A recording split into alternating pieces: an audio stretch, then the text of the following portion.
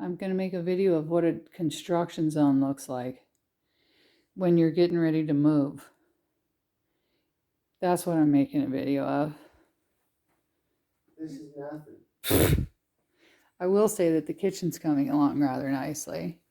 We've got a refrigerator that works in it. We've got a sink and a beautiful new faucet. We've got new lighting, and that's where the skylight's going to go. But we had some rain damage.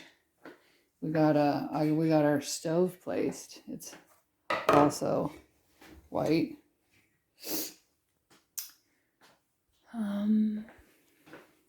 That silly little electric heater over there is just temporary for warmth. And then we've been working back here, texturing and preparing and repairing the walls in the laundry room. That's been quite a feat. This is the front bedroom, and the ceiling is painted, and the walls are not yet painted.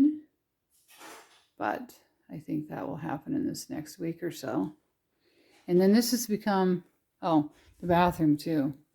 We're going to move in to this room and the bathroom and continue to finish the house while we live here. And then this room is turned into the tool room. Yeah, quite the chaotic zone, but it is coming together.